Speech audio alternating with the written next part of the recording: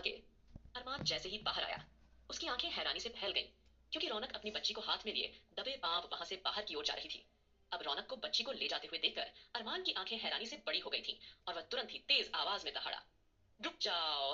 अब एक भराई हुई सी मर्दाना आवाज ने माहौल के सन्नाटे को खत्म कर दिया था।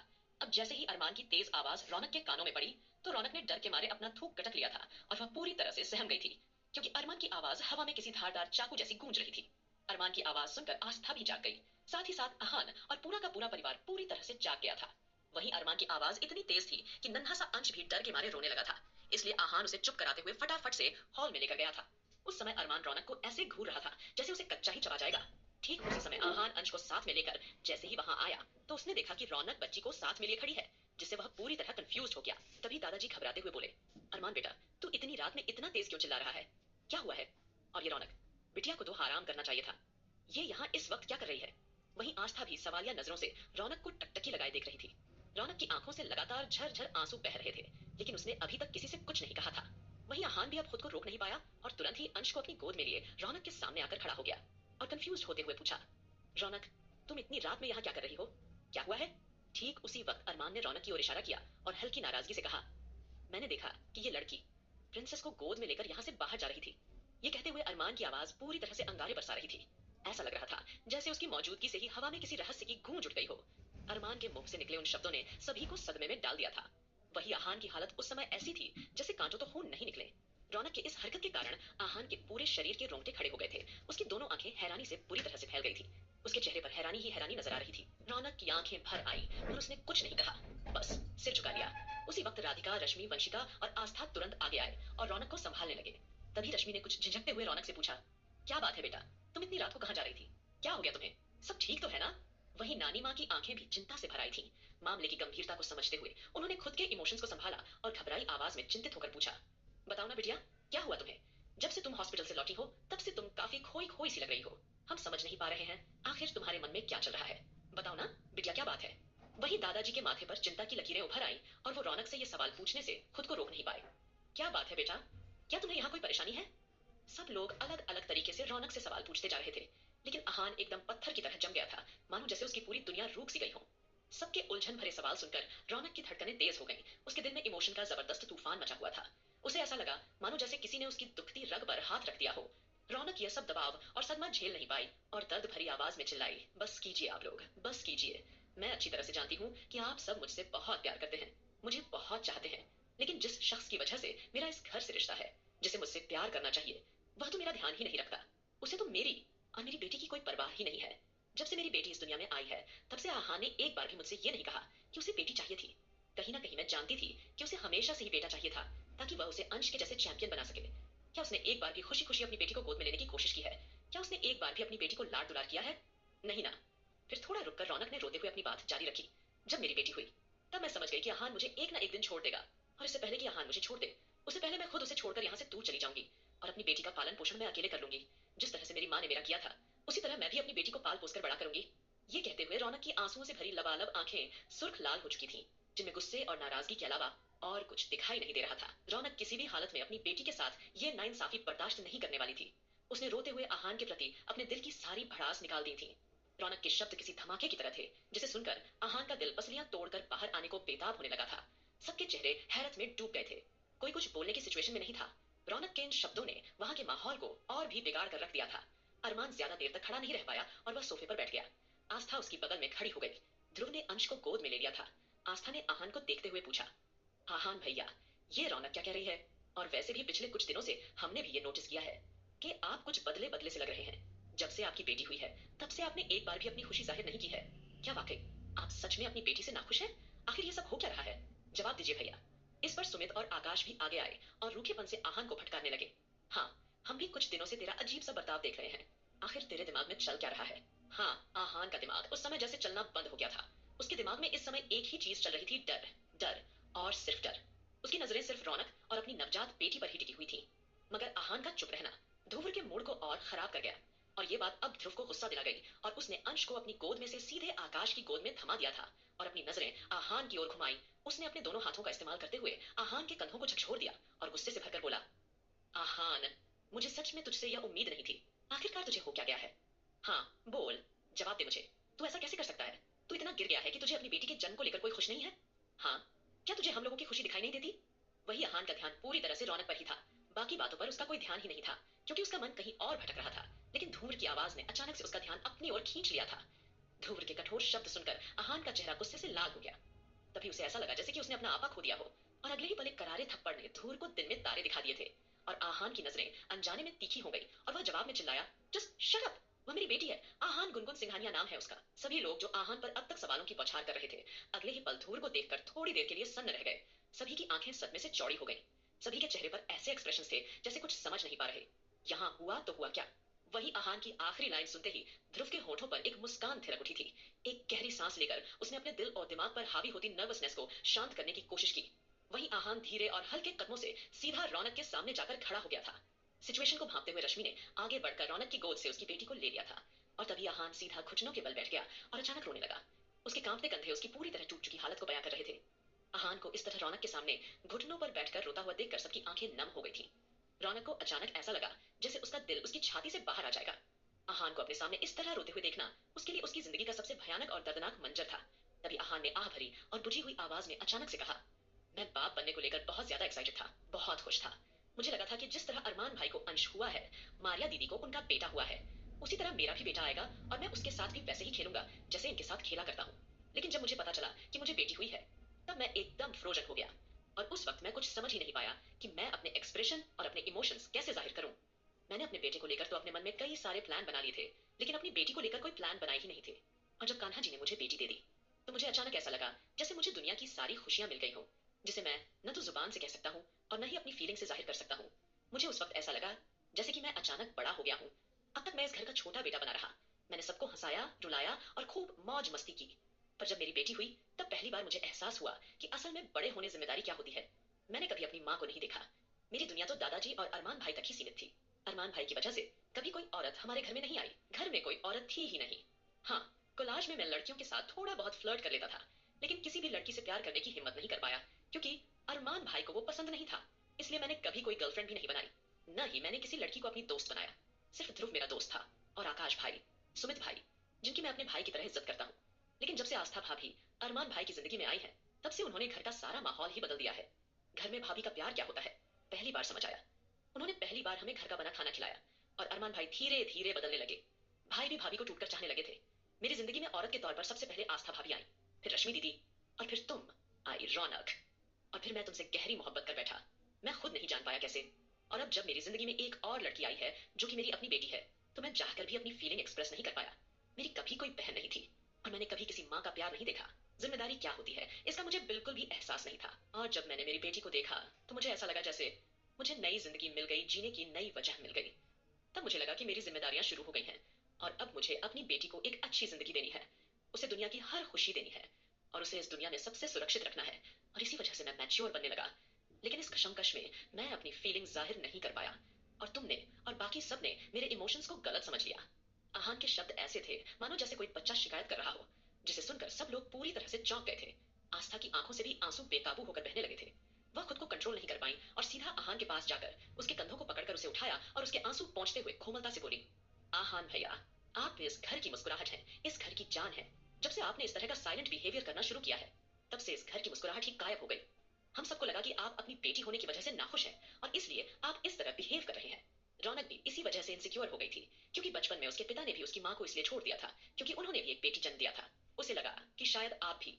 इससे पहले आस्था अपने शब्दों को पूरा कर पाती, उससे पहले आहान आस्था के गले से लग गया और एकदम से बोला, भाभी, मुझे लगा था कि मैं रौनक से ज्यादा इस दुनिया में किसी भी लड़की को प्यार नहीं करूंगा, लेकिन जब से मैंने मेरी बेटी को देखा है, तब से मुझे लगा मेरी सांसें रौनक में नहीं, बल्कि मेरी बेटी में बसती हैं। मेरी बेटी में। आगे क्या होगा इस कहानी में, जानने के लिए सुनते रहिए तेरे इश्क में, सिर्फ पॉकेट एफएम। इससे पहले आस्था अपने शब्दों को पूरा कर पाती, उससे पहले आहान आस्था के गले से लग गया और एकदम से बोला, भाभी, मुझे लगा था कि मैं रौनक से ज्यादा इस दुनिया में किसी भी लड़की को प्यार नहीं करूंगा, लेकिन जब से मैंने मेरी बेटी को देखा है, तब से मुझे लगा मेरी सांसें रौनक में नहीं, बल्कि मेरी बेटी में बसती हैं। मेरी बेटी में। अब आगे, भाभी, मैं उस वक्त कुछ समझ नहीं पाया कि रौनक के सामने कैसे रिएक्ट करूं, इसलिए मैं ऐसे बिहेव करने लगा। पर मुझे नहीं पता था कि रौनक मेरे इस रिएक्शन का गलत मतलब निकलेगी और मुझे छोड़कर मेरी बेटी को साथ में लेकर यहाँ से जाने का फैसला कर लेगी। आहान की आवाज ये सब कहते हुए लड़खड़ा रही थी। किसी अनचाही अनहोनी के होने के ख्याल ने उसके दिमाग को सुन्न कर दिया था, और उसकी आंखों में रौनक और अपनी बेटी के लिए बेहद इमोशंस भरे हुए थे।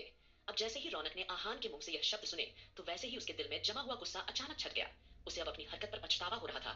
उसने सच में आहान का दिल दुखा दिया था। अब उसका दिल भीतर से खून के आंसू रो रहा था। वही आस्था ने तुरंत आगे बढ़कर रौनक के कंधे पर हाथ रखा और फिर जल्दी से उसे आहान के करीब खड़ा कर दिया, ताकि वह दोनों अपने बीच के गिले शिकवे मिटा दें। रौनक भी अब खुद को रोक नहीं पाई और एक कदम में उसने आहान कसकर गले से लगा लिया था।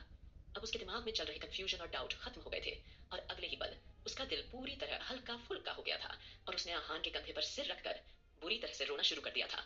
उन दोनों का दिल अपने भीतर उमड़ रहे इमोशंस के तूफान से जूझ रहा था। उन्हें इस तरह रोता हुआ देखकर सभी लोगों की आंखें भर आई थीं। वहीं ध्रुव, जो इस वक्त की पूरी तरह इमोशन से भर चुका था और ऊपर से पहली बार आहान ने उस पर हाथ उठाया था, तो थप्पड़ के असर से वह थोड़ा डबल इमोशनल हो गया था।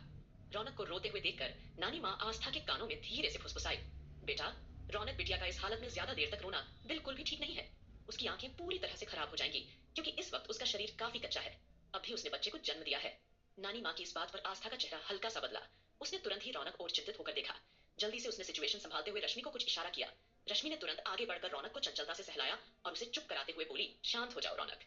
मैंने तुमसे कुछ दिन पहले पूछा था ना कि अगर कोई बात है तो प्लीज मुझे बता दो। अब तुम इतनी बड़ी हो गई हो कि अपनी दीदी से भी बातें छुपाने लगी हो, और तुमने सोच भी कैसे लिया कि तुम हम सबको छोड़कर चली जाओगी। ये बोलकर रश्मि ने बड़े ही प्यार से रौनक को डांटा। रश्मि के मुंह से अपने लिए शिकायत सुनते ही रौनक का चेहरा अचानक ठिठक गया और वह थोड़ा हड़बड़ा गई थी, और अगले ही पल वह तुरंत अपने कान पकड़कर बोली, सॉरी रश्मि दीदी, आगे से मैं ऐसी कोई गलती नहीं करूंगी। लेकिन इसमें सारी गलती तो इस छछूंदर की है। ये इतना सीरियस हो जाएगा मुझे क्या पता था। इसका इतना सीरियस बिहेव करना जरूरी था क्या। अब रौनक ने जैसे ही मुंह फुलाते हुए आहान की शिकायत करनी शुरू की, तो आहान भी हल्का सा मुस्कुरा दिया था। और तभी अचानक आहान की नजर अब ध्रुव पर पड़ी, जो मुंह बनाकर एक साइड खड़ा हुआ था।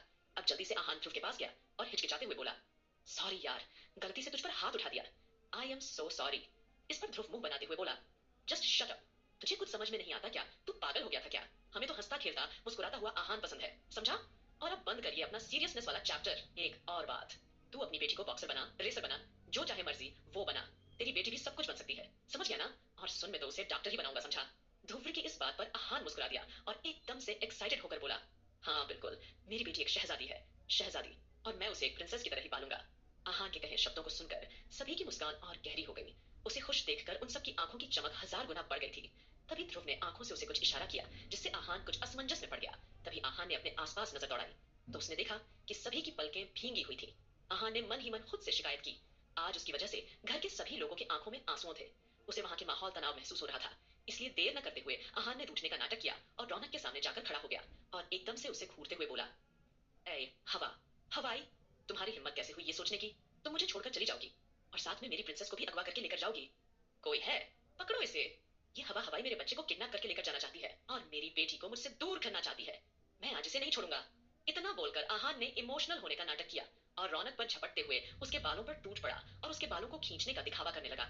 जब रौनक ने देखा कि आहान के चेहरे पर शरारती मुस्कान है, तो वो सब कुछ समझ गई। उसने भी एक्टिंग जारी रखी और मदद की गुहार लगाते हुए नानी माँ की ओर देखा। इस पर नानी माँ तुरंत आगे आई और आहान की पिटाई करने लगी और उस पर भड़क गई। अरे बदमाश, छोड़ दे, उसके बाल कमजोर हो जाएंगे, वो कमजोर है इस वक्त। नानी माँ की बड़बड़ सुनकर सभी हंसे बिना नहीं रह सके। ऐसा लग रहा था जैसे माहौल में छाई टेंशन कुछ हद तक कम हो गई थी। फिर आहान ने बेचारा सा मुंह बनाते हुए नानी माँ की ओर उदासी से देखा और जल्दी से बोला, नानी माँ, आपने मुझे बोला था कि 1 महीने तक मुझे इसके आसपास नहीं भटकना है, लेकिन मैं अब अपनी हवा हवाई और अपनी प्रिंसेस के बिना 1 मिनट भी नहीं रहूंगा। कहीं ऐसा ना हो कि आधी रात को यह चुपके से मेरी बेटी को लेकर निकल ले, तो फिर मेरा क्या होगा? नहीं नहीं, मैं कोई रिस्क नहीं ले सकता। ये बोलकर आहान ने जल्दी से अपनी प्रिंसेस को गोद में लिया और सीधे अपने कमरे की ओर भाग गया। आहान का यह बिहेवियर देखकर रौनक खिलखिलाकर हंस पड़ी थी।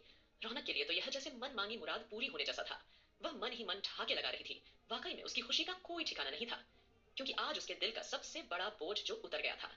राधिका ने मुस्कुराकर सुमित की ओर देखा। आज राधिका के चेहरे पर एक सुकून था।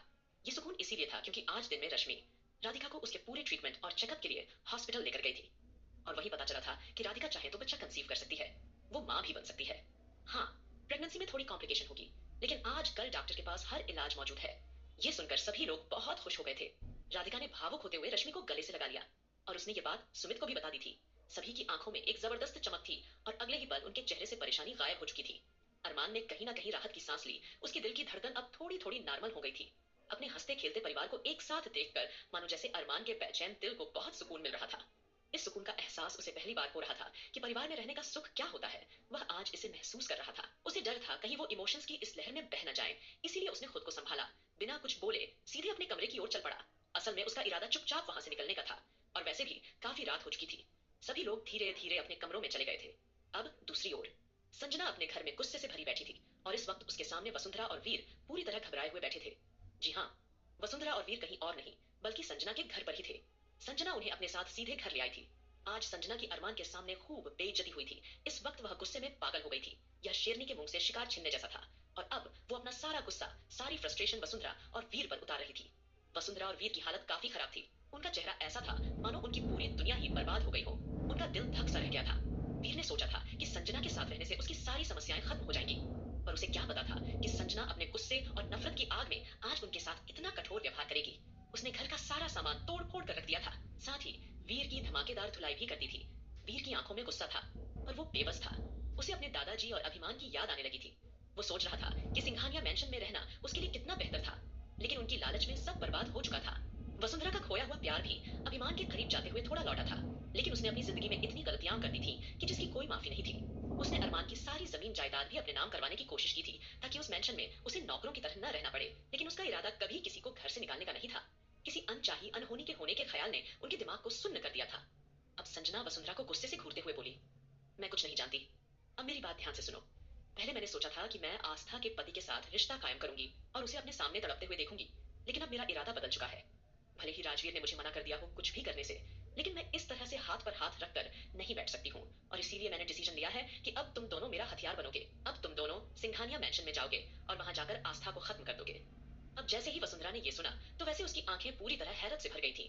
उसे ऐसा लगने लगा जैसे उसके शरीर में बह रहा खून अचानक जम गया हो। उसने अपनी आंखें कसकर बंद कर ली थीं, जैसे वो ये शब्द दोबारा नहीं सुनना चाहती।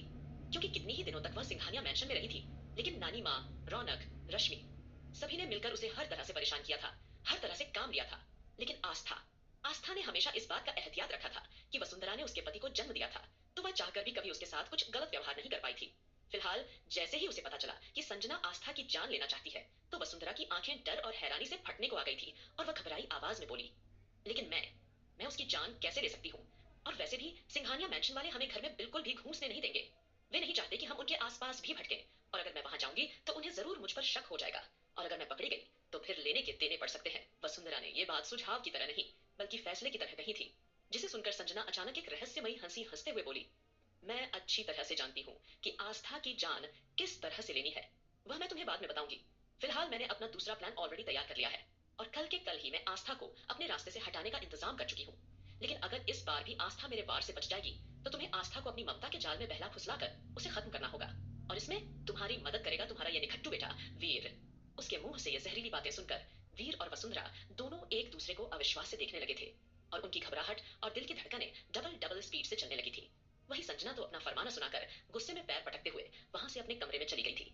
उधर दूसरी ओर अरमान का सर दर्द अब काफी हद तक ठीक हो चुका था।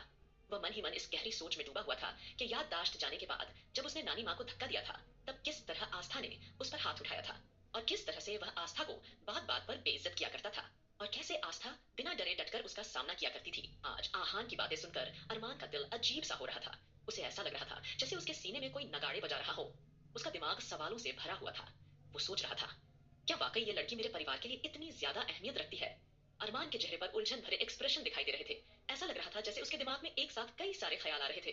उसने अपनी आंखों पर हाथ रखकर सोने की कोशिश की। उधर आस्था अंश को अपने साथ लेके अरमान के कमरे में आ गई थी।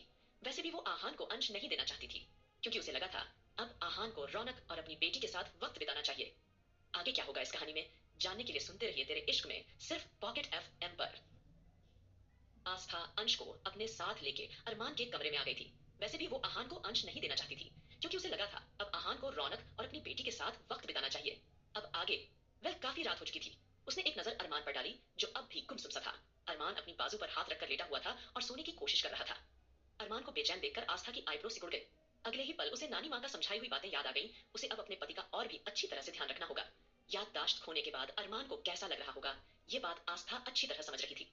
लेकिन अब उसने मन ही मन ठान लिया था कि उसे चाहे कुछ भी क्यों न करना पड़े, वो अपने पति को राजवीर जिंदल के चंगुल से बचाकर रहेगी। अगर राजवीर को अरमान की जान लेनी होती तो वह पहले ही ले चुका होता, लेकिन शायद उसका इरादा कुछ और करने का है। वो उसकी जान नहीं लेना चाहता, बल्कि कुछ बड़ा करना चाहता है।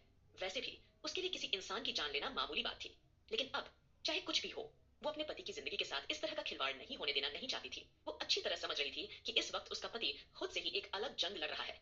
लेकिन अब बस, अब वो बिल्कुल भी कोई रिस्क नहीं लेगी और वो अपने पति की सारी यादें उसे वापस लौटा कर रहेगी। ये सोचते हुए आस्था ने एक गहरी सांस ली और अरमान की साइड में लेट गई। अंश पहले से ही सोया हुआ था। उसे अच्छे से थपकियां देने के बाद आस्था ने अरमान की ओर गंभीर नजरों से देखा और आह भरी।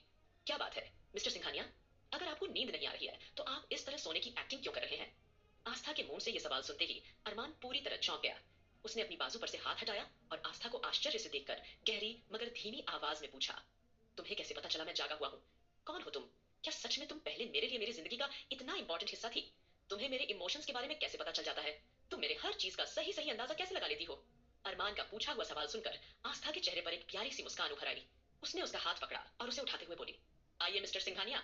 वो अरमान को सोफे के पास ले आई और अरमान को उसने नीचे बैठने के लिए कहा और खुद उसके पीछे बैठकर बड़े ही हल्के हल्के हाथों से उसके सिर में मसाज देने लगी।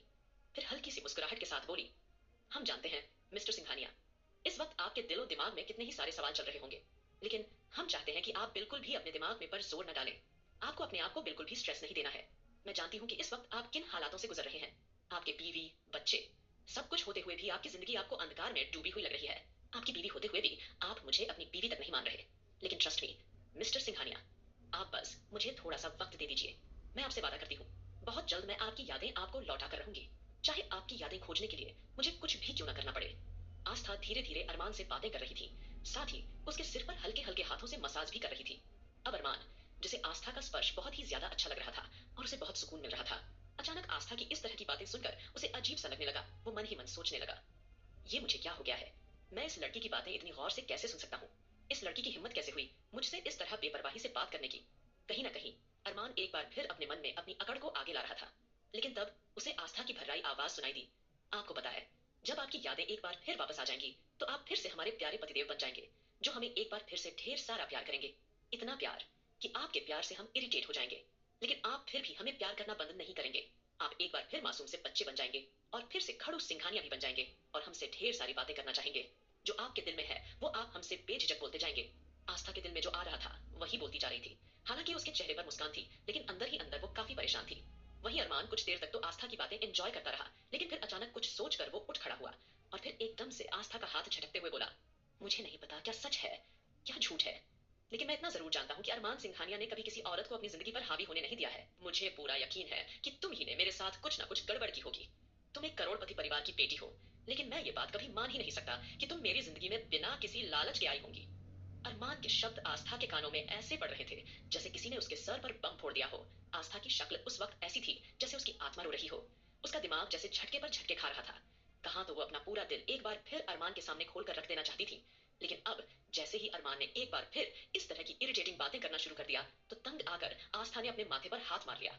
वो अब अरमान के साथ वाकई में फिर से सर खपाना नहीं चाहती थी, इसलिए अगले ही पल वो बात को हंसी में टालते हुए बोली, मिस्टर सिंघानिया, आपके सर की मसाज हो गई है। आई होप आपका सर का दर्द ठीक हो गया होगा।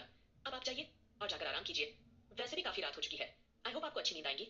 इतना बोलकर आस्था सीधा जाकर अंश के साथ लेट गई थी। वहीं अरमान आस्था के इस तरह के रिएक्शन से हैरान था, लेकिन उसने उससे कुछ नहीं कहा और चुपचाप सोने की कोशिश करने लगा था और वाकई उसे बहुत अच्छी नींद भी आ गई थी। वहीं दूसरी ओर संजना की आंखों की नींद पूरी तरह से गायब हो चुकी थी। अपनी बेइज्जती की वजह से उसे नींद आना नामुमकिन था।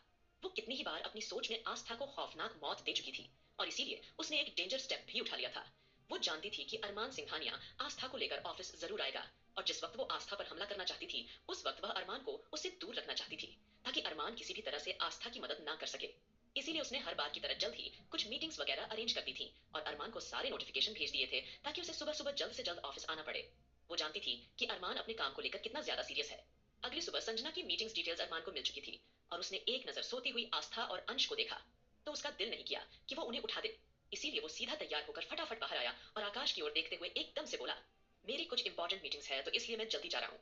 तुम उस लड़की को डायरेक्ट ऑफिस भेज देना। ठीक है। कहीं ना कहीं अरमान को इस बात की इनसिक्योरिटी थी कि अगर आस्था इस तरह से घर पर रहेगी तो कहीं वो उस अबीर सिंह राठौड़ के साथ लंच पर न चली जाए या फिर उससे बात करना न शुरू कर दे। इसीलिए वह आस्था को अपने आसपास ऑफिस में ही रखना चाहता था। आकाश ने अरमान की तरफ देखते हुए सिर हिलाया जैसे बात समझ आई हो, लेकिन उसे कोई जवाब नहीं दिया और वो तुरंत जिम रूम में चला गया।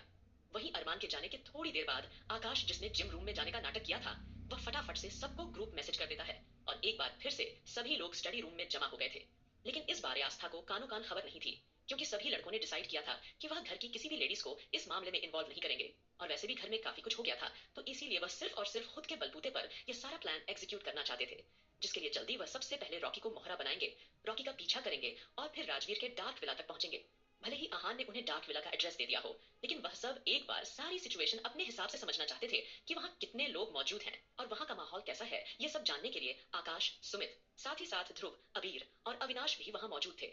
आहान उस वक्त वहां नहीं था, क्योंकि इस वक्त वह घोड़े बेचकर रौनक को अपनी बाहों में लेकर सोया हुआ था और उसकी नींद उसकी बेटी के रोने की आवाज से खुल गई थी, जिसे सुनकर वह तुरंत हड़बड़ा उठ बैठा था और रौनक को झुककर उठाते हुए बोला, रौनक, रौनक, देखो ना, हमारी बच्ची रो रही है। ये इतना क्यों रो रही है? क्या हो गया इसे? क्या इसे कोई परेशानी है? क्या तुमने इसको दूध नहीं पिलाया? क्या तुम इसका ठीक से ध्यान नहीं रख सकती? तुम ऐसा कैसे कर सकती हो? मेरी बच्ची की रोने की आवाज इस तरह से घर में क्यों गूंज रही है? देखो रौनक, मैं सारी चीजें बर्दाश्त कर सकता हूँ, लेकिन अपनी बेटी का रोना मैं किसी भी कीमत पर बर्दाश्त नहीं कर सकता। सुन रही हो ना मेरी बात? बेबी के रोते ही आहान ने कितनी सारी उटपटांग बातें रौनक को सुना दी थी, जिस पर रौनक थोड़ा सा झल्ला उठी और हैरानी का दिखावा करते हुए बोली, मैं भी तो तुम्हारे साथ ही सो रही थी ना, तो मुझे कैसे पता वह क्यों रो रही है? हाँ, और तुम मुझे इस बात को लेकर गुस्सा नहीं कर सकते, कहीं ना। कहीं वो मन ही मन मुस्कुराई और मुंह बनाकर सोचने लगी, चलो अच्छा है, अब उसका पति एक बार फिर से नॉर्मल हो गया था और उससे इस तरह की इरिटेटिंग बातें कर रहा है।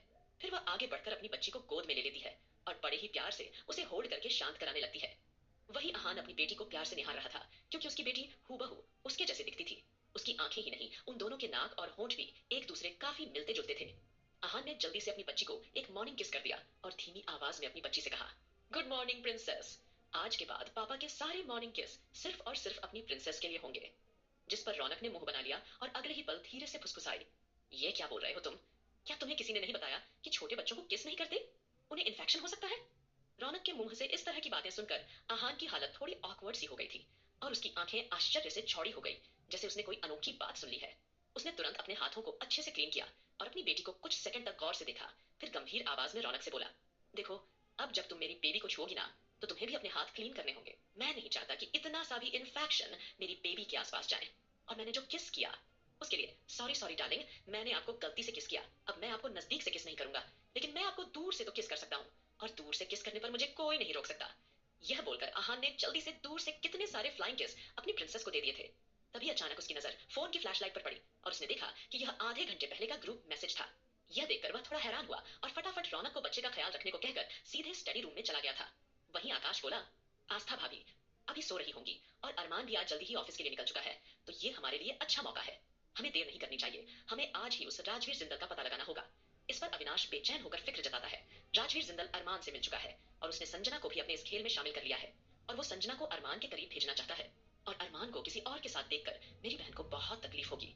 मैं ये बात कैसे बर्दाश्त कर सकता हूँ? इस बार मैं उस राजवीर जिंदल की जान अपने हाथों से लूंगा। अविनाश की आवाज में उसकी नाराजगी साफ जाहिर हो रही थी, जिस पर आकाश और सुमित उसे शांत कराते हुए बोले, अविनाश भैया, आप अकेले नहीं हैं। हम खुद नहीं चाहते कि अरमान या आस्था की जिंदगी में कोई भी तकलीफें हों। इस बार हम खुद उन दोनों को हर तकलीफों से बचाकर रहेंगे। फिलहाल यह कहने के बाद उन लोगों ने अलग अलग टीम बना ली थी और अब सभी लोग जल्दी से तैयार होकर निकलने वाले थे। उन्होंने दो दो की टीम बना ली थी। अविनाश और अबीर की एक टीम थी, सुमित की आकाश के साथ एक टीम थी, ध्रुव की आहान साथ में एक टीम थी। ये तीनों टीम आज पूरी तरह से राजवीर जिंदल के डार्क विला पर नजर रखने वाले थे। इतना ही नहीं, डार्क विला से निकलने वाले हर एक मूवमेंट पर, हर एक व्यक्ति पर ये सब अपने तरीके से नजर रखने वाले थे, ताकि इस बार वह राजवीर जिंदल को अच्छी तरह से पकड़ सके। आगे क्या होगा इस कहानी में जानने के लिए सुनते रहिए तेरे इश्क में सिर्फ पॉकेट एफएम पर।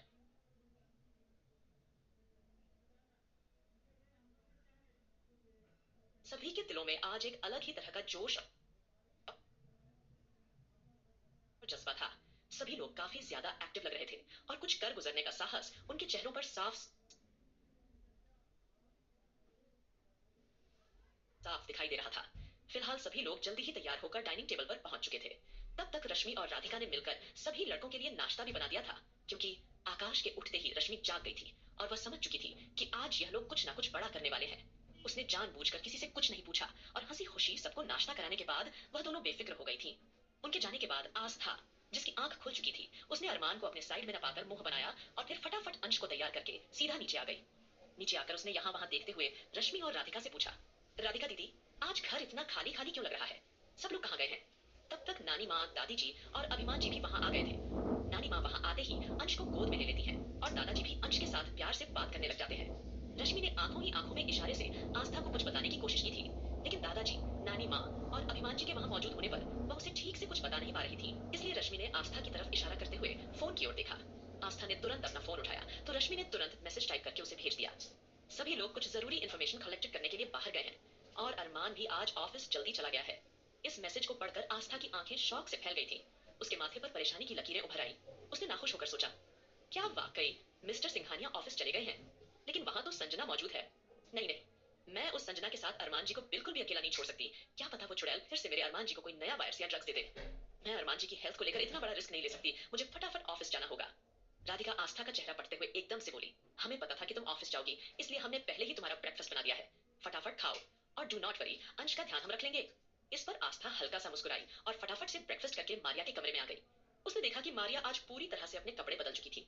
जैसे वह पहले सूट बूट में रहा करती थी वैसे ही तैयार हुई थी। मारिया का बदला हुआ अंदाज देखकर आस्था थोड़ी देर के लिए जड़ हो गई थी। उसे बिल्कुल भी उम्मीद नहीं थी मारिया इतनी जल्दी अपना काम शुरू कर देगी। मारिया को गंभीर देखकर आस्था थोड़ी उत्सुक हो गई और उसने नाराजगी जताई, दीदी आप इस तरह से बेड से कैसे उठ सकती हैं? अभी आपको कम से कम 1 महीना पूरा आराम करना होगा। आप ऐसे बेपरवाही से घूम फिर नहीं सकती। आस्था की आवाज में चिंता सुनकर मारिया हल्की सी मुस्कुराई और धीमी आवाज में उसे समझाते हुए बोली, क्वीन आपको परेशान होने की जरूरत नहीं है, मैं बिल्कुल ठीक हूँ। आप बस नानी माँ को मेरे पास भेज दीजिए। कहीं ना, कहीं आस्था को मारिया का यह बर्ताव थोड़ा अजीब लग रहा था। आस्था को हैरानी हुई पर अगले ही पल देर न करते हुए उसने नानी माँ को आवाज लगा दी। जैसे ही नानी माँ की नजर मारिया पर पड़ी तो वह एकदम से चौंक गई और उसे डांटते हुए बोली, बेटा मैंने तुझे मना किया था ना, तुम ऐसे बिस्तर पर से नहीं उठ सकती हो। नानी माँ ने यह बात सुझाव की तरह नहीं बल्कि फैसले की तरह कही थी। मारिया ने नानी माँ की आवाज में छुपी हुई फिक्र भांप ली थी और वह उन्हें तसल्ली देते हुए बोली, मैं जानती हूँ नानी माँ, डोंट टी वरी, मैं कहीं बाहर नहीं जा रही, लेकिन अब वक्त आ चुका है कि मैं घर से ही काम करूं। मैं हाथ पर हाथ बांधकर नहीं बैठ सकती। ये बोलकर मारिया ने एक रूम की ओर इशारा किया जहां कितने ही सारे लैपटॉप, सिस्टम, मॉनिटर वगैरह रखे हुए थे।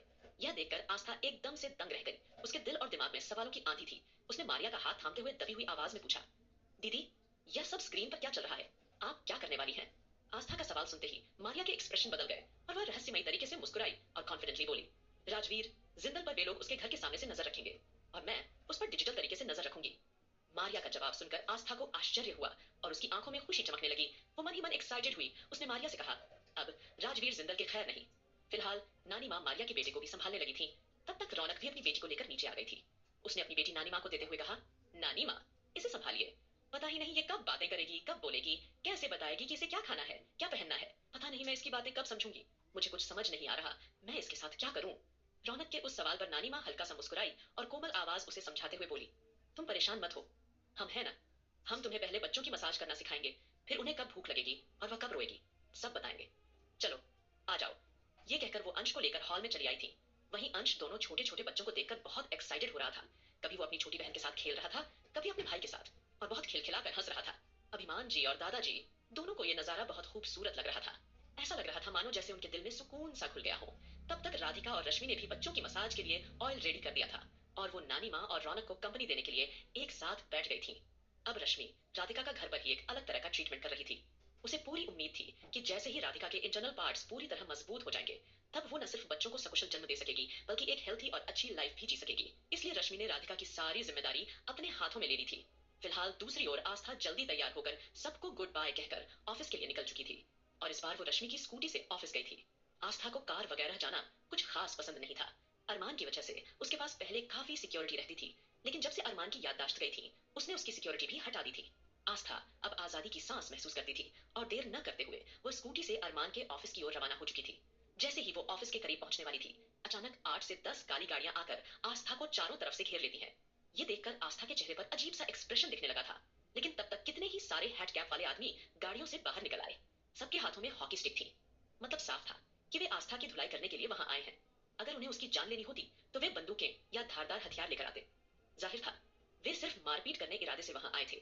आस्था के चेहरे को देखकर ऐसा बिल्कुल भी नहीं लग रहा था जैसे उसके अंदर किसी तरह की घबराहट या नर्वसनेस छुपी हुई है। आस्था ने उन्हें फाड़ खाने वाली नजरों से घूरा और फिर झट से बोली, कौन हो तुम लोग और तुम लोगों की हिम्मत कैसे हुई मेरा रास्ता रोकने की?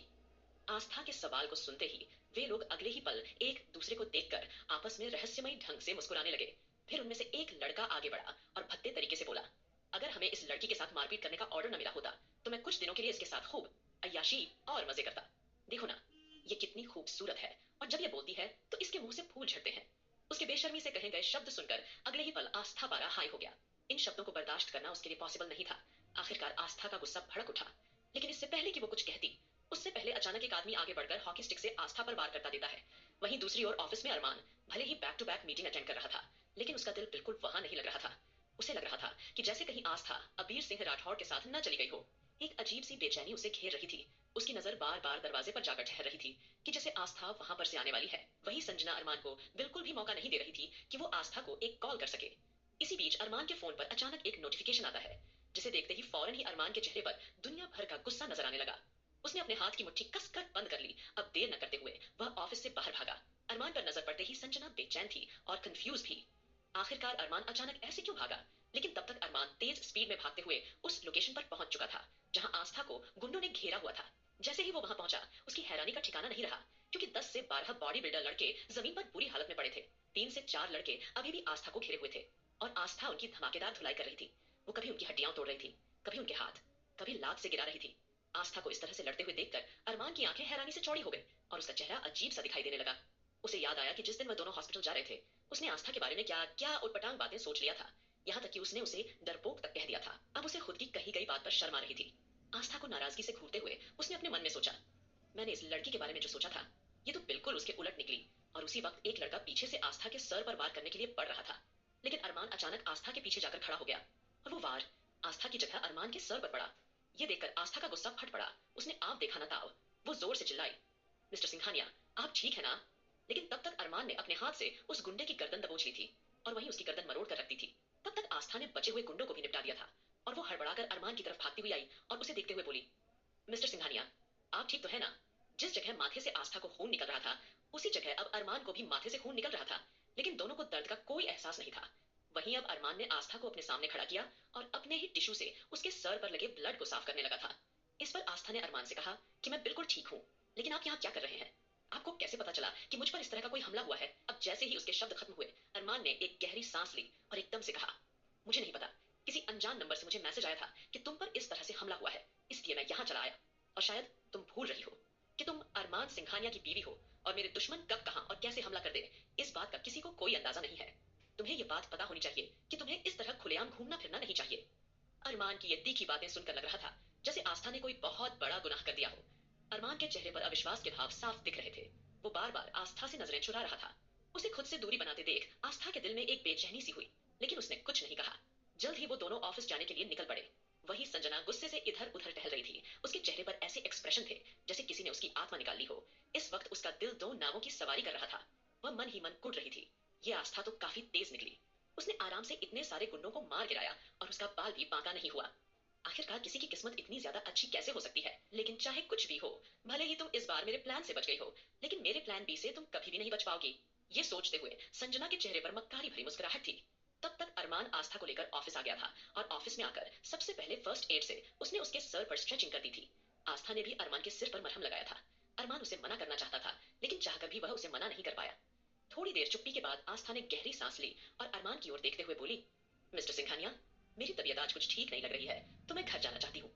आई होप आप बुरा नहीं मानेंगे। ये सुनकर अरमान ने उससे कुछ नहीं कहा।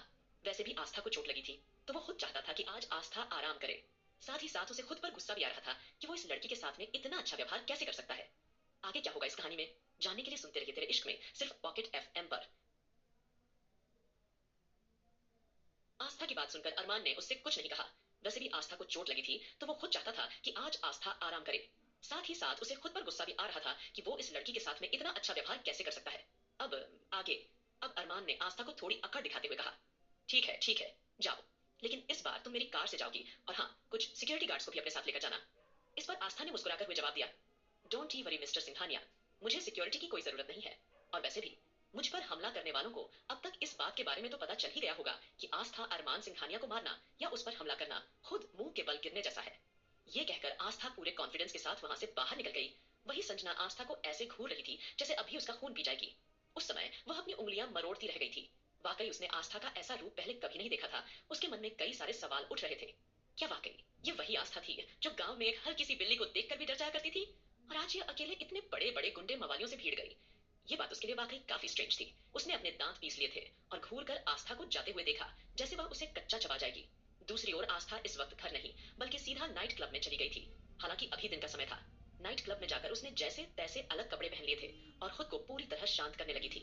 उसने वहां की एक लड़की को अच्छी खासी मोटी रकम देकर कहा था कि आज उसकी जगह वो वहां काम करेगी, क्योंकि कहीं ना कहीं आस्था को याद था। आहान ने राजवीर जिंदल की इंफॉर्मेशन देते वक्त सबको बताया था कि ब्लैक डेविल का एक आदमी अक्सर नाइट क्लब में आता जाता रहता है। तो आस्था के दिमाग में ये आइडिया आया कि वह अपने हिसाब से उस आदमी की इंफॉर्मेशन निकालेंगी। उसने यह आइडिया किसी के साथ शेयर नहीं किया था, क्योंकि वो जानती थी कि कोई भी उसे ये काम करने नहीं देगा। इसलिए आस्था के पास दूसरा कोई और ऑप्शन नहीं था।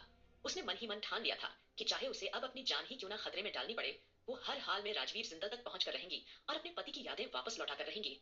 क्योंकि बिना याददाश्त के अरमान कितना अधूरापन महसूस करता है, ये बात आस्था से छुपी हुई नहीं थी।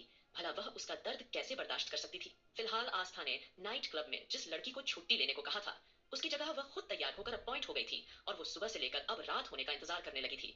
वहीं दूसरी ओर सभी लोग लगातार ब्लैक डेविल के घर पर नजर रखे हुए थे, लेकिन ना तो राजवीर और ना तो उसका कोई आदमी अब तक बाहर आया था। दोपहर बीत चुकी थी, लेकिन अब तक कोई भी बाहर नहीं आया था। सभी को हैरानी हो रही थी कि आखिर ये सब हो क्या रहा है। धीरे धीरे शाम होने लगी थी। आस्था भी बेसब्री से ब्लैक डेविल के उस आदमी का नाइट क्लब आने का इंतजार कर रही थी। ठीक 6 बजे एक सफेद रंग की कार डाक विला से बाहर निकली। सबने कार को अलग अलग तरीके से उसे फॉलो करना शुरू कर दिया था। कार सीधा नाइट क्लब के बाहर आकर रुकती है। उसमें वही आदमी था जो अपनी आदत से मजबूर आज भी नाइट क्लब में ड्रिंक करने आया था। आस्था भी उसी का इंतजार कर रही थी। वह जानती थी कि अगर रॉकी हर रोज यहाँ आता है तो हर कोई उसे जानता होगा, इसीलिए वो बेसब्री से उसके आने का इंतजार कर रही थी। रॉकी सम्राट और राजवीर की हरकतों से तंग आकर अक्सर कुछ देर ले बाहर क्लब में ड्रिंक करने आता था। थोड़ी देर बाद रॉकी क्लब में एंटर करता है और सीधा जाकर अपनी रिजर्व टेबल पर बैठ जाता है। तब तक जल्दी ही कुछ वेटर्स उसके आसपास जमा हो जाते हैं और उसके टेबल पर ड्रिंक वगैरह रखने लगते हैं। और तब मैनेजर ने बाकी वेटर्स को ऑर्डर दिया, देखो रॉकी, सर आ गए हैं, फटाफट से उनके सामने उनकी फेवरेट ब्रांड की ड्रिंक रखो। आस्था उस मैनेजर के मुंह से रॉकी का नाम सुनकर चौंक गई और वो रॉकी को देखने की कोशिश करने लगी। लेकिन रॉकी को तो वहां एकदम वीआईपी ट्रीटमेंट मिल रहा था, जिस वजह से आस्था रॉकी को वहां पर ठीक से नहीं देख पा रही थी। लेकिन तभी एक लड़की ने आस्था को रॉकी की टेबल पर ड्रिंक सर्व करने के लिए कहा, जिसे सुनकर आस्था कुछ सेकंड हिचकिचाई। ऐसा लग रहा था जैसे उसके भीतर एक जबरदस्त उथल पुथल मची हुई है जिसे रोका नहीं जा सकता। आस्था ने अपना मन बना लिया था, अगर उसके पति को ठीक करने का रास्ता इन्हीं सबसे होकर गुजरता है तो वो यह काम जरूर करेगी। इसलिए देर न करते हुए वो रॉकी के सामने ड्रिंक लेकर खड़ी हो गई। लेकिन तभी अचानक आकाश, सुमित, ध्रुव, अहान, साथ ही साथ अबीर और अविनाश, जो अलग अलग तरीके से वहां पहुंच चुके थे, जैसे ही उन्होंने आस्था को रॉकी की टेबल के पास खड़े हुए देखा तो उन लोगों की हैरानी का कोई ठिकाना नहीं रहा और उनके चेहरे गुस्से से झुलसने लगे। जाहिर था आस्था को वहां देखना उनके लिए नागवार गुजरा था। वहीं अबीर तो गुस्से में अपनी हाथ की मुट्ठी कसकर बंद कर चुका था और वह मन ही मन झल्ला रहा था, अगर इसने मेरी बटरफ्लाई को गंदी नजरों से देखा तो मैं यहीं के यहीं इसे जिंदा गाड़ दूंगा। अविनाश की भी कुछ ऐसी ही हालात थी। आस्था को वहां देखकर उसका मन अशांत हो गया था। वहीं ध्रुव और आहान तो इरिटेट होते हुए बोले, आस्था भाभी को इतना बड़ा कदम नहीं उठाना चाहिए था, उन्हें कम से कम थोड़ा इंतजार करना चाहिए था। उन्हें क्या जरूरत बिना किसी को बताए इस तरह यहाँ आने की। लेकिन सुमित और आकाश की आंखें शांत थीं, मानो जैसे उन्हें आस्था से यही उम्मीद थी कि वो अपने पति के लिए ऐसा ही कुछ कर गुजरेगी। वहीं रॉकी ने जैसे ही अचानक अपनी आंखों के सामने आस्था को देखा तो उसके हाथ से उसकी ड्रिंक का ग्लास छूटकर नीचे गिर गया और वो बार बार अपनी आंखें मसल मसल कर आस्था को गौर देखने लगा। आस्था की तलाश वो ऑस्ट्रेलिया से ही कर रहा था और अब जब आस्था खुद ब खुद उसके सामने आ गई तो उसकी खुशी का कोई ठिकाना नहीं रहा। उसे ऐसा लग रहा था जैसे किसी ने उसके मन मांगी मुराद पूरी कर दी हो। रॉकी ने आस्था को इस तरह से देखा जैसे वो किसी खजाने की देख रहा हो। उसने आप देखा न ताव और फटाक से आस्था का हाथ पकड़ लिया। रॉकी की इस हरकत से आस्था एक पल के लिए स्तब्ध रह गई और मन ही मन खुद से बुदबुदाई, ये ऐसी हरकत क्यों कर रहा है, मैं तो इससे पहली बार मिल रही हूँ, क्या ये मुझे पहचानता है। उस वक्त आस्था का दिमाग सवालों से भरा हुआ था। आस्था ने सोचा अगर वो पकड़ी गई है तो उसे अब इस रॉकी को यही दबोच लेना चाहिए। लेकिन इससे पहले कि वो रॉकी को मारती या उस पर हमला करती, उससे पहले ही रॉकी ने तुरंत अपने बॉस को फोन मिला दिया और आस्था की तरफ देखते हुए एक्साइटेड होकर बोला, बॉस आपका काम हो गया है, वो लड़की मिल गई है, मैंने उसे ढूंढ लिया है बॉस, और अब वह मेरे सामने खड़ी है। रॉकी अपनी खुशी को कम नहीं कर पा रहा था। वो पूरी तरह से भावनाओं में बहकर आस्था के सामने ही ब्लैक डेविल यानी सम्राट को कॉल कर बैठा था। जाहिर था आस्था रॉकी की इस हरकत पर पूरी तरह भौचक्की रह गई थी। उसकी आंखें अविश्वास से फैल गई। उसने अचानक अपने मन में सोचा, आखिर ये ब्लैक डेविल मुझे क्यों ढूंढ रहा है, क्या वो मुझे जानता है, क्या वो जानता है मैं अरमान सिंघानिया की बीवी हूँ। आस्था ने रॉकी की बात बीच में काट दी और अपना हाथ रॉकी से छुड़ाकर जानबूझकर अनजान बनते हुए बोली, कौन हो तुम और तुमने इस तरह से मेरा हाथ क्यों पकड़ रखा है। तब रॉकी ने उसे हैरानी से देखते हुए एकदम पूछा, तुम तो वही लड़की हो ना जो कुछ दिनों पहले ऑस्ट्रेलिया में थी, तुम जानती नहीं हो, जब से मेरे बॉस ने तुम्हें देखा है वो पूरी तरह से पागल हो उठे हैं और वो सिर्फ और सिर्फ तुमसे मिलना चाहते हैं। अगर तुम यहाँ एक मामूली वेटर्स की जॉब कर रही हो तो मेरी बात ध्यान से सुनो, तुम मेरे साथ चलो, मेरा बॉस तुम्हें इतनी धन दौलत देगा, तुम पर पैसों की इतनी बरसात कर देगा कि तुम्हें अपनी जिंदगी में कभी कोई काम नहीं करना पड़ेगा। आस्था ने जैसे ही रॉकी के मुंह से ये शब्द सुने तो वो थोड़ा हैरान रह गई। उसका मुंह करेले की तरह कड़वा हो गया। इससे पहले वो रॉकी से कुछ और पूछ पाती, उससे पहले अचानक अबीर ने वहां आकर खींचकर एक लात रॉकी को दे मारी, क्योंकि रॉकी की हरकत ने अबीर के गुस्से को और भड़काने का काम किया था। अब अबीर अबीर को रॉकी पर हमला करते हुए देखकर बाकी सब भी खुद को रोक नहीं पाए। उन लोगों ने अपने फेस कवर करके रखे हुए थे ताकि कोई भी उन्हें पहचान ना ले, इसलिए वह सभी फटाफट से वहां जाकर धमाकेदार तरीके से रॉकी की एक साथ धुलाई करनी शुरू कर देते हैं। रॉकी वहां का काफी बड़ा कस्टमर था। अब देखते ही देखते पूरे क्लब में भगदड़ मच चुकी थी। तब तक मौका पाकर ध्रुव आस्था के पास आया और उसे अपने साथ लेकर बाहर आ गया। और जब रॉकी की हालत बद से बदतर हो गई, तब उसे छोड़कर बाकी सब बिना किसी की नजर में आए वहां से बाहर निकल गए थे। अब अबीर ने अपना कोट उतारकर आस्था को पहना दिया। थोड़ी देर बाद अब सब एक जगह सुनसान रास्ते पर कार रोक चुके थे और सब आस्था को नाराजगी से घूर रहे थे। वहीं अबीर ने कुछ सेकंड तक आस्था को गौर से देखा, फिर गंभीर आवाज में बोला, ये क्या हरकत थी? तुम्हें क्या जरूरत थी अपनी जान जोखिम में डालने की? तुम जानती हो वह इंसान कितना खतरनाक हो सकता था। वहीं आहान की भी आईब्रो हल्की सी तन गई और उसने भी आस्था पर अपनी नाराजगी जताई। भाभी, आपको हम पर यकीन करना चाहिए था। आप इतना बड़ा रिस्क कैसे ले सकती हैं? अगर आपको आज कुछ हो जाता तो हम अरमान भाई को क्या जवाब देते? आपने कभी इस बारे में सोचा है? अविनाश भी आस्था को डांटते हुए बोला, गौरी, तुम्हें इस तरह का कोई एक्शन लेने से पहले हमसे सलाह मशवरा कर लेना चाहिए था। आस्था की आंखें थोड़ी डगमगाने लगी। उसने एक उलझी हुई नजरों से सबको देखा। ऐसा लग रहा था जैसे वो अपने मन की बात कहना चाह रही हो, लेकिन तब तक अबीर के दिल में नाराजगी अपने चरम पर जा चुकी थी। उसने एक गहरी सांस लेते हुए आस्था को तीखी नजरों से घूरते हुए कहा, बटरफ्लाई, अगर तुमने दोबारा ऐसा कोई कदम उठाने की कोशिश की तो मुझसे बुरा कोई नहीं होगा। अबीर की बातों में गुस्सा साफ साफ नजर आ रहा था। इस पर आस्था ने अपनी आंखें कसकर बंद कर ली थी, जैसे वो अब कुछ और नहीं सुनना चाहती। वो अपना आपा खो बैठी और हल्की नाराजगी से चिल्लाई, तो आप लोग क्या चाहते हैं कि हम हाथ पर हाथ बांध कर बैठे रहें? हाँ, हम अपने पति को इस तरह से बेचैन और दर्द में तड़पते हुए नहीं देख सकते। आपको नहीं पता कि उनके दिल का हाल कैसा है और उन पर क्या बीत रही है। अब एक एक पल हमारे लिए बर्दाश्त से बाहर होता जा रहा है। ऊपर से प्रोफेसर साहब को भी अभी तक ठीक से होश नहीं आया है। कहीं से कुछ भी पता नहीं चल पा रहा है हम किस तरह से एंटीडोट लेकर आए। और एंटीडोट लाने का रास्ता सिर्फ डार्क विला से होकर जाता है। हमें कुछ न कुछ करके डार्क विला जाना था जिससे हम वो एंटीडोट लेकर आ सकें। इसलिए हमें यह कदम उठाना पड़ा। यह सब कहते हुए आस्था की आवाज में गुस्से के साथ साथ दर्द भी झलक रहा था। आस्था ने फिर गहरी सांस ली और अपनी बात जारी रखी, हम कुछ नहीं जानते। हम बस जल्द से जल्द अपने पति को ठीक करना चाहते हैं। हमारी जिंदगी उनके बिना पूरी तरह अधूरी है। ये बोलते हुए आस्था का गला रूंध गया था। आस्था को टूटा हुआ देखकर सभी को अपने दिल में एक अजीब सा दर्द महसूस हो रहा था। तभी अविनाश आगे बढ़कर आस्था को कंधों से संभाल कर बोला, शांत हो जाओ गौरी, शांत हो जाओ। तुम इतना परेशान क्यों होती हो? हम सब है ना, हम सब ठीक कर देंगे। तुम्हें परेशान होने की कोई जरूरत नहीं है। हम सब है ना तुम्हारे साथ। और तुम देखना, बहुत जल्द हम ब्लैक डेविल के साथ साथ राजवीर जिंदल का भी अंत कर देंगे। ब्लैक डेविल का नाम सुनते ही आस्था के दिमाग में एक बात बिजली की तरह चमकी और वह अविनाश की बात बीच में काटते हुए बोली, भैया, हमें उस क्लब में एक अजीब बात पता चली है। उस आदमी ने हमें बताया कि ब्लैक डेविल हमें कई दिनों से ढूंढ रहा है। जब से उसने हमें ऑस्ट्रेलिया में देखा था, तब से वो हमसे मिलना चाहता है। उसने अपने कुछ आदमी हमें ढूंढने के लिए लगा रखे हैं। आस्था के कहे गए शब्दों को सुनकर सब लोग एक दूसरे को हैरानी से देखने लगे। तभी उन्हें आस्था उलझन भरी आवाज में फिर से सुनाई दी, कहीं उन्हें हमारी आइडेंटिटी बारे में पता तो नहीं चल गया? आखिर वो ब्लैक डेविल हमें क्यों ढूंढ रहा है? आहाना उलझन में था, उसके चेहरे पर परेशानी के भाव थे। उसने कुछ झिझकते हुए आस्था से पूछा, क्या कहा भाभी आपने? उस ब्लैक डेविल ने आपको ऑस्ट्रेलिया में देखा था। जवाब में आस्था ने अपनी गर्दन हाँ में हिला दी, जिसे देखकर आहान ने अपने सर पर हाथ मार लिया। अब आहान का यह बर्ताव देखकर सबको अजीब लगा, इसलिए सब उसे नासमझी से देखने लगे। लेकिन आस्था के माथे पर चिंता की लकीरें थी। वो आहान के पास आकर हैरान होते हुए बोली, क्या बात है भैया, आप कुछ परेशान लग रहे हैं। क्या कोई ऐसी बात है जो आप हमें बताना चाहते हैं? आगे क्या होगा इस कहानी में, जानने के लिए सुनते रहिए तेरे इश्क में सिर्फ पॉकेट एफएम पर। आस्था के माथे पर चिंता की लकीरें थी। वह आहान के पास आकर हैरान होते हुए बोली, क्या बात है भैया, आप कुछ परेशान लग रही हैं। क्या कोई ऐसी बात है जो आप हमसे बताना चाहते हैं? अब आगे। तभी आहान ने सिर दबाया और गहरी सांस ली और जवाब में कहा, भाभी, जब मुझे रॉकी के बारे में जानकारी मिली थी, तब मैंने उसे अच्छी तरह से फॉलो किया था और उसी को फॉलो करके ही मैं डार्क विला तक पहुंचा था। उसी के साथ मुझे यह भी पता चल चुका था कि रॉकी ब्लैक डेविल के कहने पर किसी लड़की को बेताबी से ढूंढ रहा है। ब्लैक डेविल जो चाहता है, रॉकी वही करता है। भाभी, आपको नहीं पता, ब्लैक डेविल एक बहुत बड़ा वोमेनाइजर है। जो भी लड़की उसको पसंद आती है, वो उसे पाने के लिए बेताब हो जाता है। और जब तक वो उस लड़की को हासिल नहीं कर लेता, तब तक वो बेचैन रहता है। और शायद इसी वजह वह आपको ढूंढ रहा है। अब जैसे ही आहान ने अपना मन कठोर करते हुए आस्था को यह जवाब दिया, तो ये सुनकर सब लोगों के चेहरे गुस्से से भर चुके थे। उनकी आंखें सुर्ख लाल हुए जा रही थी। गुस्सा उनकी आंखों से शॉलों की तरह फूट रहा था। वहीं अबीर ने खतरनाक तरीके अपनी आंखें मूंद ली। उसने अपने होंठ सख्ती से भींच लिए थे। वह गुस्से से तमतमा उठा, फिर लगभग चीखते हुए बोला, मैं उस ब्लैक डेविल की जान अपने हाथों से लूंगा। उसकी हिम्मत कैसे हुई मेरी बटरफ्लाई के बारे में ऐसी घटिया बातें सोचने की? ये कहकर अबीर का तन बदन गुस्से से कांपने लगा था। तभी ध्रुव आहान के पास आया और उसने कंफ्यूज आवाज में उससे पूछा, आहान, यार तूने अब तक ये नहीं बताया, आखिर तुझे रॉकी, ब्लैक डेविल और राजवीर जिंदल की इन्फॉर्मेशन कैसे मिली? धूर के मुंह से यह सवाल सुनकर आहान का चेहरा हल्का सा बदल, फिर उसने एक गहरी सांस ली और नॉर्मली बोला, वो एक्चुअली मेरी खोलाश की दोस्त टीना ने ग्रुप में कुछ अपडेट किया था। धूर ने आहान की इस बात पर आंखें घुमाई और फिर चौंकते हुए बोला, अपडेट किया था मतलब? और उसने कौन से ग्रुप में तुम्हें अपडेट किया था? इस पर आहान साफ शब्दों में ध्रुव को समझाया। तू उस ग्रुप में ऐड नहीं है जिस कोलाज ग्रुप में न्यू ट्रस्टी की फोटो ऐड होती है। उसी ग्रुप में मैंने राजवीर की फोटो देखी थी और उसी फोटो में मैंने रॉकी को राजवीर के साथ देखा था। इस शहर में आते ही राजवीर जिंदल ने एक बड़ी अमाउंट हमारे कोलाज में डोनेट की थी। आहान के इस जवाब ने वहां मौजूद हर एक शख्स को तगड़ा झटका दिया था, यहाँ तक कि आस्था को भी। सब यह सोचकर हैरत में पड़ गए थे। उन्होंने राजवीर को हर जगह खोजा लेकिन वह कहीं नहीं मिला। और जब मिला तब किसी ने यह नहीं सोचा था कि वह इस शहर में आते ही अपनी पॉजिटिव इमेज बनानी शुरू कर देगा।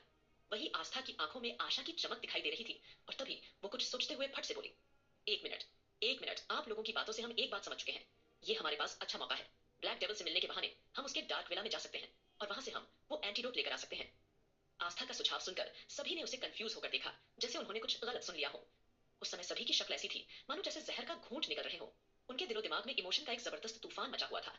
इस पर आकाश ने आस्था को बीच में टोक दिया, लेकिन आस्था, वहां पर राजवीर जिंदल भी होगा और वो तुम्हें अच्छे से जानता है। अगर उसने तुम्हें पहचान लिया तो उसके बाद तुम्हारा क्या हाल होगा? क्या तुमने इस बारे में सोचा है? तुम समझ रही हो ना मैं क्या कहना चाहता हूँ?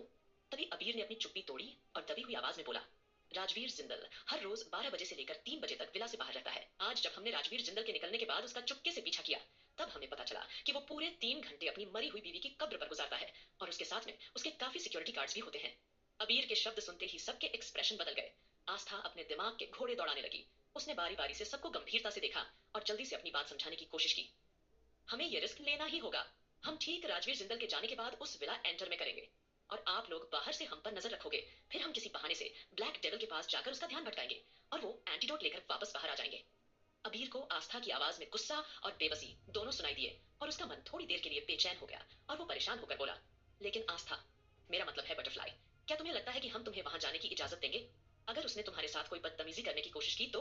अबीर के सवाल ने आस्था को एक पल के लिए हैरान और परेशान कर दिया था, लेकिन अगले ही पल वह अपना मन कठोर करते हुए बोली, मैं कोई बच्ची नहीं हूँ अबीर जी, और आप सब बहुत अच्छे से जानते हो अगर मैं वहां जाऊंगी तो पूरी तैयारी के साथ जाऊंगी। आस्था की बातों में इतना आत्मविश्वास देखकर किसी की हिम्मत ही नहीं हुई कि कोई उसे रोक सके। अगले ही पल आहान ने आगे बढ़कर आस्था को गले से लगा लिया और घबराई आवाज में बोला, मैं जानता हूँ भाभी, आप सब ठीक कर सकती हैं, लेकिन प्लीज खुद को कोई चोट मत पहुंचने देना। अगर अरमान भाई की यादें वापस आ गई तो आपके बिना जीना उनके लिए मुश्किल हो जाएगा। आपके बिना उनकी जिंदगी अधूरी है। आहान की आवाज में चिंता सुनकर आस्था हल्के से मुस्कुरा दी। वहीं दूसरी ओर अरमान सिंघानिया का दिल आज ऑफिस में नहीं लग रहा था। उसने संजना से सारी मीटिंग्स कैंसिल करने को कहा और सीधा सिंघानिया मेंशन जाने का रुख किया। संजना उसे मीटिंग करने के बहाने से रोकना चाहती थी, लेकिन अरमान ने उसकी एक भी बात नहीं सुनी और संजना को उसके कदमों की आवाज दूर जाती हुई सुनाई दी।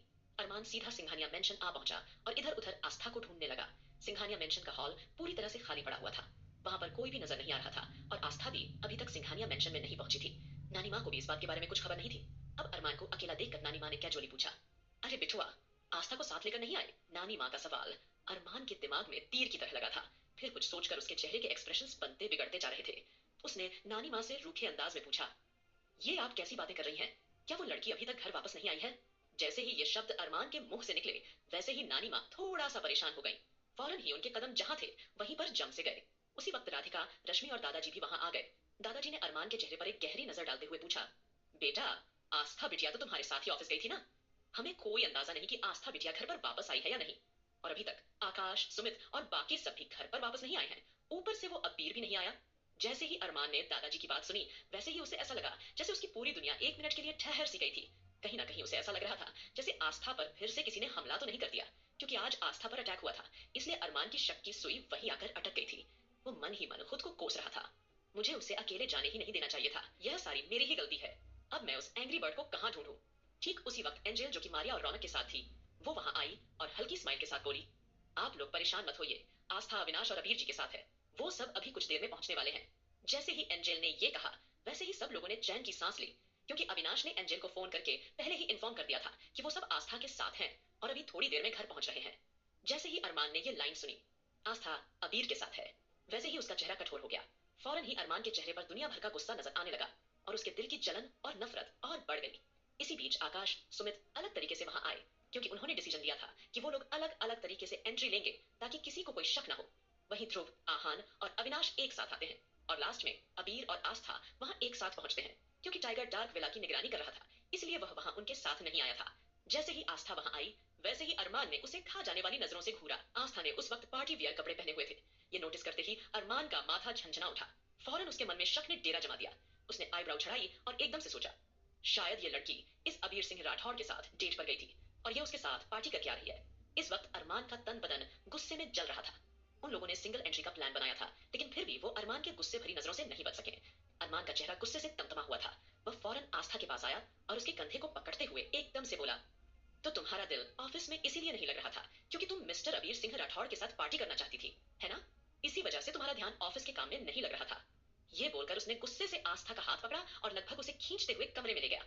अरमान को इतना भड़का हुआ देखकर एक पल के लिए सभी घर वाले शॉक हो गए और अगले ही पल अचानक सभी के चेहरे पर मुस्कुराहट तैर गई। तभी नानी माँ ने एकदम से अबीर की तरफ देखा और एक्साइटेड होकर कहा, अरे वाह बेटवा, हमें नहीं पता था कि तुमने दामाद जी को चिढ़ाने का इतना अच्छा प्लान बनाया है। वाकई में दामाद जी पर इसका काफी अच्छा असर हुआ है। ये कहकर नानी माँ ने अबीर की तरफ ऐसे देखा जैसे वो कोई जादूगर हो। वही अबीर चेहरे पर ऐसे एक्सप्रेशन थे जैसे वो कुछ समझ नहीं पा रहा हो। यहाँ हुआ तो हुआ क्या? वह मन ही मन यही सोच रहा था कि उसने तो ऐसा कुछ भी नहीं किया, लेकिन फिर भी वह यह सोचकर मुस्कुरा दिया, अगर बिना कुछ किए भी आस्था का भला हो रहा है तो अच्छा ही है। थोड़ी देर बाद नानी माँ सबके लिए चाय लेकर आई, जो वहां के माहौल को हल्का और फ्रेश बना रही थी। दूसरी ओर अरमान गुस्से से आस्था को कमरे में लेकर गया और उस पर गुस्से से बरस पड़ा। अच्छा, मेरी बीवी होकर तुम इस तरह किसी और के साथ ऐसे कैसे जा सकती हो? तुमने ये कैसे सोच भी कैसे लिया कि तुम अबीर सिंह राठौड़ के साथ इतनी आजादी से घूम फिर सकती हो? क्या तुम में शर्म और हया नाम की कोई चीज है या नहीं? इससे पहले अरमान आस्था को और भला बुरा कहता, उससे पहले अचानक आस्था ने उसे गले से लगा लिया और उसके कान के पास जाकर मदहोशी से फुसफुसाई, अगर आप चाहते हैं तो हम आपके साथ 24 घंटे रह सकते हैं। हम हर एक पल आपके करीब रह सकते हैं। आपके होते हुए हमें किसी और की कोई जरूरत नहीं है। अब आस्था का ऐसा व्यवहार देखकर एक पल के लिए अरमान की नजरें साफ तौर पर ठिठक गई और अगले ही पल उसका चेहरा गुस्से और शर्म से लाल हो गया। वो आस्था पर और ज्यादा चिढ़ गया, इसलिए वह उसे खुद से दूर धकेलते हुए बोला, मुझे ऐसे चिपकने वाली लड़कियां बिल्कुल भी पसंद नहीं है। मुझे ऐसी लड़कियां एकदम जहर लगती हैं, इसलिए मुझसे दूर रहकर बात किया करो। इस पर आस्था का चेहरा हल्का सा बदला। उसके होंठों पर एक शरारती स्माइल खेल रही थी। उसने अरमान की तरफ मुस्कुराते हुए देखा और पूछा, अच्छा मिस्टर सिंघानिया, अभी थोड़ी देर पहले जब हम मिस्टर राठौड़ के साथ थे तब आपको इस बात का बुरा लग रहा था कि हम उनके साथ थे, और जब हम आपके साथ हैं तब भी आप इतना बुरा मान रहे हैं। अब आप ही बताइए, आप चाहते क्या है? अरमान को खुद से दूरी बनाते देख आस्था के दिल में कहीं ना कहीं एक बेचैनी सी हुई। उसने अपनी बात जारी रखते हुए आगे कहा, मिस्टर सिंघानिया, आपको हमारे साथ इस तरह का व्यवहार नहीं करना चाहिए। और वैसे भी अगर आपकी यादें चली गई हैं, आपको हमारे बारे में कुछ याद नहीं है कि आप हमें किस हद तक चाहते थे, तो इसमें हमारा क्या दोष है? अब तो यह वही बात हो गई ना, आप अपनी बीवी को खुद नहीं घुमाओगे और ना ही किसी को भी घुमाने दोगे। ये बोलकर आस्था ने मुंह फुला लिया। अरमान आस्था के अजीब बिहेवियर को देखकर सोच में पड़ गया। अगर मैं इस लड़की के आसपास कुछ देर और रहा तो मैं जरूर पागल हो जाऊंगा। इसलिए अरमान बिना कुछ कहे आस्था को घूरते हुए वहां से सीधे जिम रूम की ओर में चला गया। आगे क्या होगा इस कहानी में जानने के लिए सुनते रहिए तेरे इश्क में सिर्फ पॉकेट एफ एम बर्ड। अरमान बिना कुछ कहे आस्था को घूरते हुए वहां से सीधा जिम रूम की ओर में चला गया। अब आगे। अरमान के वहां से जाने के बाद आस्था खिलखिलाकर हंस पड़ी। फिर कुछ सोचकर उसका चेहरा अचानक डार्क हो गया और वो खुद से बुदबुदाई, बस कुछ दिनों और मिस्टर सिंघानिया, उसके बाद हम आपको पूरी तरह से ठीक कर देंगे। इसके लिए चाहे हमें अपनी जान ही क्यों ना दांव पर लगानी पड़े।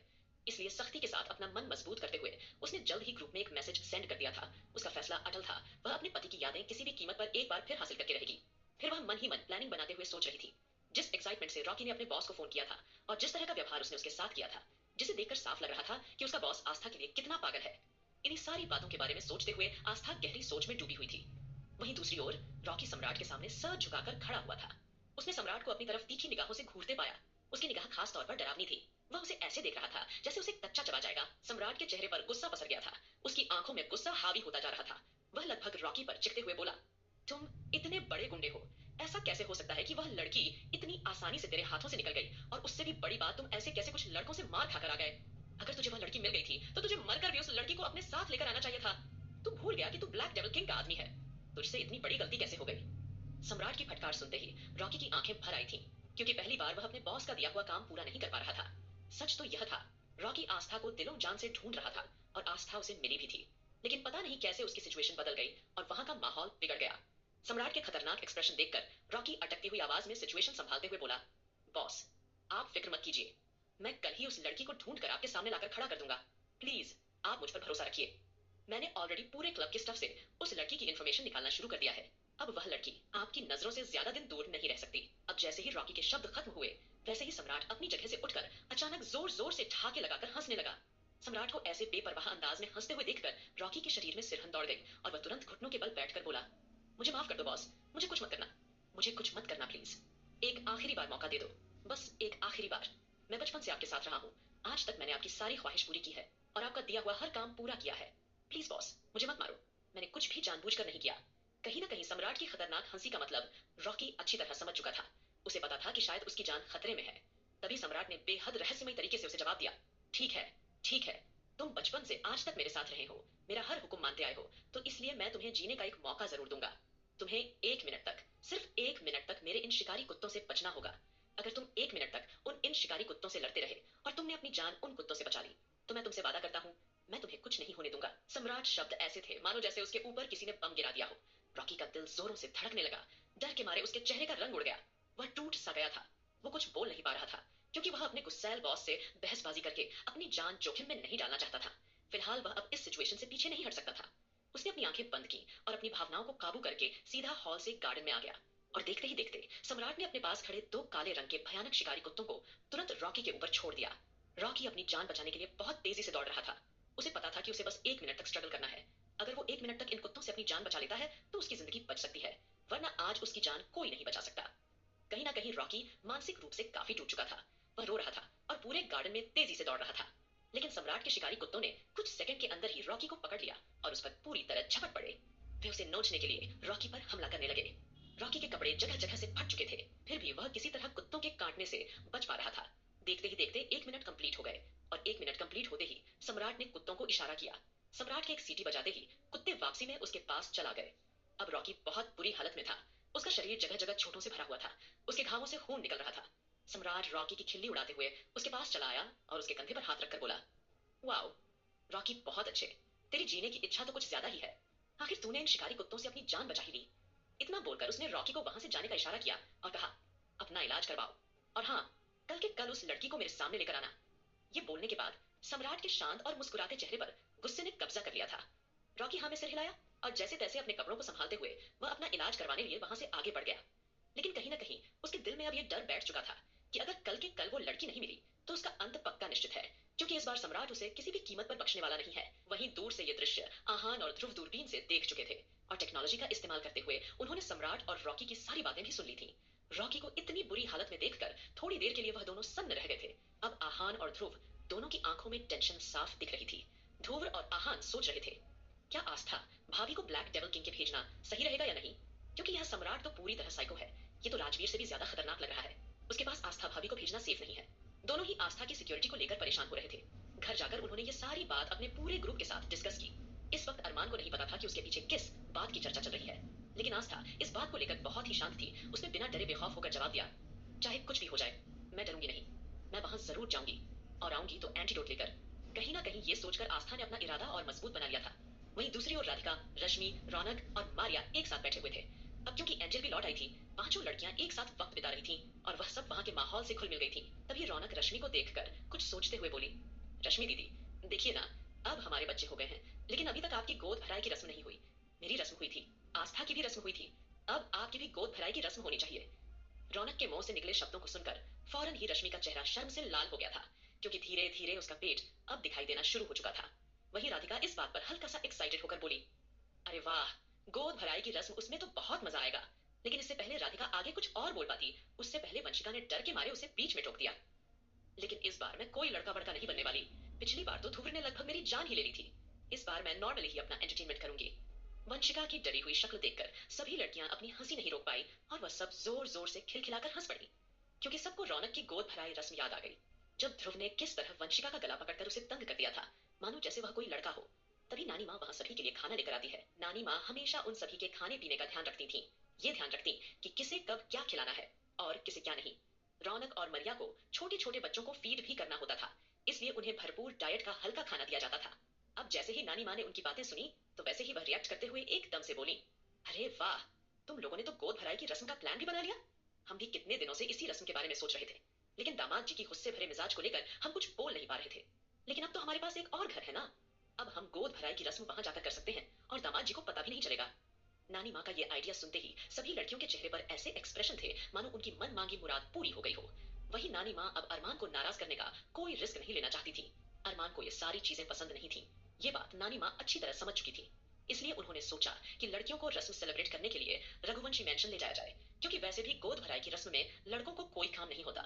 तो फाइनली फैसला हुआ कि फंक्शन रघुवंशी मेंशन में ही किया जाएगा, जिसे सुनकर सभी लड़कियों ने मिलकर नानी माँ को कसकर गले से लगा लिया। एंजेल तो एकदम से एक्साइटेड होकर बोली, नानी माँ, आप तो मेरे मन की बात जानती है ना। मैं कब से ये छोटे छोटे रस्म और रिवाज मिस कर रही थी। वैसे भी यहाँ आने से पहले अविनाश ने मुझे कहा था कि हम यहाँ सिर्फ 2 से 3 दिन ही रुकेंगे, लेकिन अब उन्होंने कहा है कि हम अब कुछ और दिन यहाँ रुकने वाले हैं। इसलिए मैं अब इस मौके का पूरा फायदा उठाना चाहती हूँ। आप नहीं जानती कि मैं इस रस्म और रिवाज को देखने के लिए कितनी ज्यादा एक्साइटेड हूँ। एंजेल की एक्साइटमेंट देखकर सब लोग काफी खुश हो रहे थे, और तभी उन्हें रौनक बुझी हुई आवाज में सुनाई देती है। लेकिन आस्था का पता नहीं, वो गोद भराई की रस्म में पार्टिसिपेट कर पाएगी या नहीं। वो कहीं और बिजी है। समझ ही नहीं आ रहा कि वो क्या करती रहती है। रौनक इस सवाल पर नानी माँ ने फीके अंदाज में जवाब दिया। बेटा, जिसके पति की याददाश्त चली जाए, उसका पति उसे अपना दुश्मन समझने लगे, उस लड़की की क्या हालत होगी। उसके दिल पर क्या गुजर रही इसका अंदाजा लगाना मुश्किल है।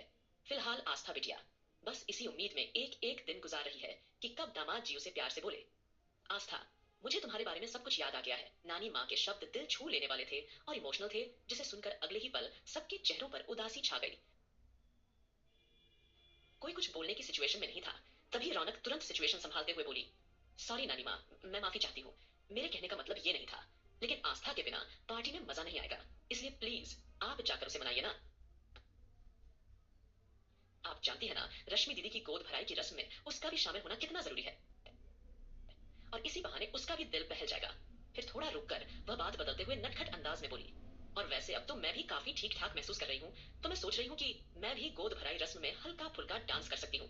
इस पर नानी ने प्यार से रौनक के माथे पर हल्की सी चपत लगाई और चुटकीले अंदाज में बोली, बेटा, आप थोड़ा बहुत एंजॉय कर सकती हो, लेकिन अभी भी कम से कम 40 दिनों तक आप दोनों को अपना बहुत ख्याल रखना होगा। जब तक आपकी बॉडी पूरी तरह से मजबूत ना हो जाए, उसके बाद दिल खोलकर फंक्शन वगैरह एंजॉय कर लेना। ठीक है, तब तक आपके शरीर में धीरे धीरे ताकत भी आ जाएगी। बस टाइम से खाना खाओ, डाइट लो। नानी माँ की आवाज में प्यार और ममता झलक रही थी, जिसे महसूस करके रौनक थोड़ी इमोशनल हो गई। फिर वह बेहद मासूम और मिठी आवाज में बोली, थैंक यू नानी माँ, अगर आप नहीं होती तो न जाने हमारा क्या होता। वही मारिया, जो हमेशा चुपचाप रहती थी, वह अचानक उठकर नानी माँ के पास चली आई और उनका हाथ थामते हुए कोमलता से बोली, पहली बार एहसास हो रहा है कि बड़ों का साया सर पर रहना कितना जरूरी होता है। सचमुच नानी माँ, आप बहुत ग्रेट हैं। ये बोलकर मारिया ने अचानक नानी माँ को किस कर दिया, जिस पर नानी माँ एकदम से शर्मा गई और अपने साड़ी का पल्लू ठीक करते हुए बोली, अरे बिटिया, तुम लोग भी ना। ये कहकर नानी माँ वहां से चली गई। अब नानी माँ को जल्दी से कल के रस्म और रिवाज के लिए तैयारी शुरू करनी थी, लेकिन उससे पहले उन्हें आस्था से थोड़ी बातें क्लियर करनी थी। नानी माँ जैसे ही आस्था के पास आई, उन्होंने रश्मि की गोद भराई के बारे में उसे सब कुछ बताया, और साथ ही साथ में उन्होंने आस्था को यह भी कहा, हम इस तरह से किसी की खुशियों नजरअंदाज नहीं सकते बेटा। ये सुनकर आस्था के गिल्टी फील हुआ, क्योंकि एंटीडोट के चक्कर में वो अपने परिवार को ठीक से टाइम नहीं दे पा रही थी, और अपने बेटे के साथ भी ठीक से वक्त नहीं बिता पा रही थी। आगे क्या होगा इस कहानी में जानने के लिए सुनते रहिए तेरे इश्क में सिर्फ पॉकेट एफ पर।